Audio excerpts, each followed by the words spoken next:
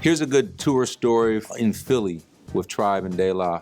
As far as fights on the road, I mean, we never had a whole lot of fights, but I remember that there was one tour, and it might have even been I think it might have been the Full Circle tour, which is in 2003, where it seemed like we got in a bunch of fights. And I don't really know if it was anybody trying to test anybody. I just think it was just circumstances. Back in the day, playing Philly, and me and a couple of dudes from the Souls, I think it was on Tribe and De La tour.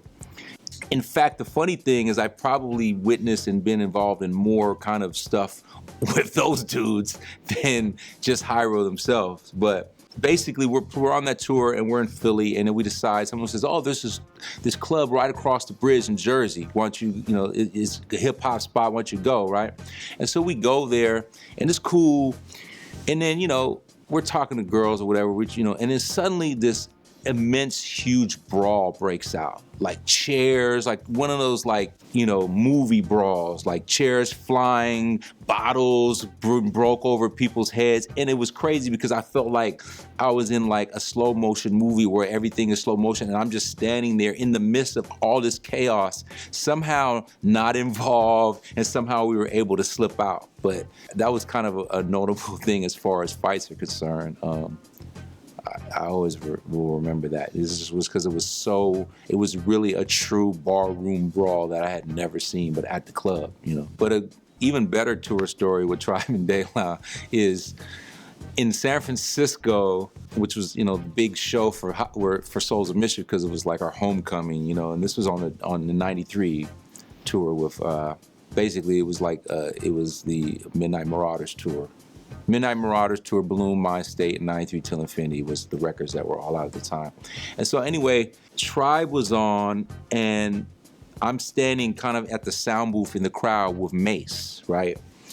And suddenly as Tip and them are playing, some dude climbs on a stack of speakers and it's like, kind of dancing. But this is kind of a big stack. It's at the Warfield, which is kind of like a 5,000 seat venue. So it has a, kind of a good sound system. And so this dude's kind of dancing, trying to get attention. So security's trying to get him down, including Tribe's own security, trying to get this dude down. And so he starts to kind of, kick at them, and then he throws down a light at them, right? There was a light at the top of the thing. And so one of Tribe's tour managers, his name was Light, and he goes, and so by this time pretty much the focus is on this dude up here. I think they may even stop the song, right? Light has a mic stand and he's trying to swing the kind of like, how the bottom of the mic stand has the circle, so he's trying to catch this dude, the guy's like trying to grab it, and he's on one or whatever. And so somehow one of the times he swings and it goes around and it hits Q-Tip.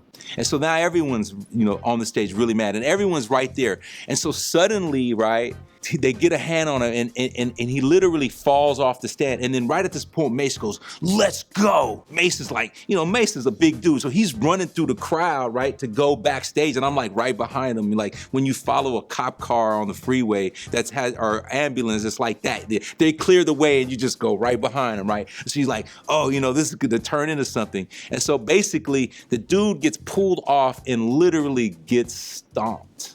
Like, by security, by Tribe security, by probably Tribe himself, you know what I'm saying? This is 93, so statute of limitations are over. So they stomped him, and, by the time, and shit, if Mace would have got there on time, probably would have killed the kid. But, we got there, it was kind of cleared out, but it was just like madness. We're like, the whole show just got shut down because of this dude on the speaker. And so he gets taken away. So the next night we're playing San Jose. When we get there, there's all these flyers that are posted outside of the venue, which was basically written by someone who was like, how can you support this group that would beat their fans? And it was basically this big letter kind of like to get people to not come to the show, you know what I'm saying? And then I remember Tip read it from stage. And so, yeah, it pissed some people off to see that they stomped this kid out right on stage at the Warfield. And so someone made it a point to post, flyer up the venue, then, to kind of, don't support these hoods, you know what I'm saying? Because of a lack of history, understanding of history, they find themselves repeating steps that have already been taken when all they have to do was pivot from what Dr. King already did. Any obstacle or any form of adversity is gonna make you a better person when you come out of it on the other side.